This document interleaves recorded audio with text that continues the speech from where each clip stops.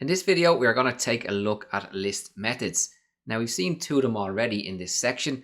We saw we could use the append method to add a new element to the end of a list. And we also saw that we could use the remove method to remove an element from a list. We'll take a look at those two again in this video, along with other list methods. There's a whole section in your reference workbook dedicated to list methods where you have to go and do your research and fill in the information. Always remember that a list method will perform some kind of action on our list. These actions are generally manipulations, such as adding, removing, replacing, or updating lists. Let's head over to PyScripter and get stuck in. Let's start by creating an empty list. We'll call my list and we'll set it to equal our square brackets. Hit enter. We've seen before that we can use mylist.append to add a value to the end of the list. There are no values in our list, so this is going to be the first value of our list.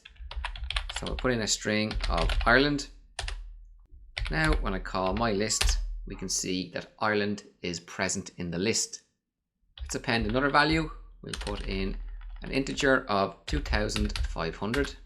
And again, we'll call my list, and we can see that we have a string and an integer in our list.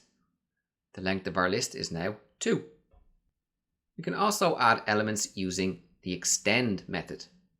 So we have my list dot. Once I've hit the dot, I can see the methods available on my list object. We're going to go through a handful of these. I really want you to do your own deep dive into these methods and fill in your workbook. It is very, very important. Understanding and utilizing these methods will rapidly speed up your Python scripting, especially with GIS work. Here we're going to use extend. Extend takes in an iterable. That could be a string. We know that's iterable. It could be a list. It could be a tuple, which you'll see in the next section. For now, we're going to put in another list. We'll use a string, GIS, and an integer 1. Let's go wild and put in a boolean of true. Hit enter. Now when we print my list, we can see our list has been extended and the elements from the iterable that we supplied into the extend method have been added to our list. Next up is the pop method. So we'll call my list dot pop. We could supply an index number in here, but if we don't, this is going to remove the last element in the list. Now it also returns the last element of a list, which enables us to assign to a variable. We're not going to do that this time. We're just going to call the pop. We can see true was returned. Now when we print my list, we can see that our boolean has been removed from the end of our list. Let's call pop once more. This time we're going to place in an index of 1, which is the second element in our list, which is our integer of 2,500. And we're going to create a variable called popped. So we'll set mylist.pop, supply in an index of 1, and we'll assign this to a variable called popped. Now when we print popped, we can see that our integer was assigned to our variable. And when we print our list, it has also been removed from the list. Let's say we want to insert a new value in our list and we want it to be the second element in the list. We can do that with insert. Now we do not want to overwrite our second element. We simply want to push that to the right.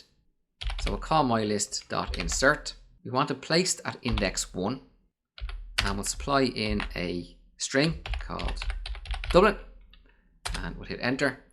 Now when we look at my list, we can see that Dublin sits at index number 1.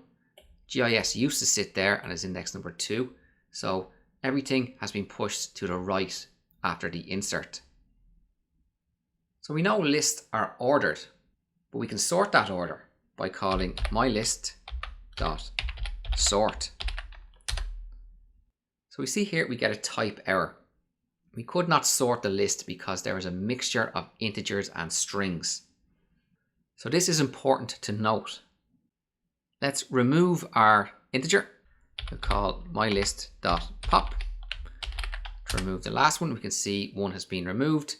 Now we can call mylist.sort and print mylist. And we can see it is in alphabetical order from left to right. We can, of course, reverse it. Mylist.reverse. Hit enter and print mylist. And we can see that it is in reverse alphabetical order in comparison to the sort. We've seen remove before. Mylist.remove. And we're going to remove the value GIS. Print my list, and we can see we are down to 2 elements, 2 strings, Ireland and Dublin. We can clear the list entirely with my list and the aptly named clear. Hit enter. Now we print my list. We are back to our original empty list. I've absolutely spoiled you there with the amount of methods that I've shown, but there is far more to them than what I have just shown you. You need to go through that workbook, create your own examples, and learn each list method in detail. In this video, we went through several list methods. We saw how these methods could manipulate and extract data from our list. Lists are essential for GIS workflows, so it is important to get to grips with list methods.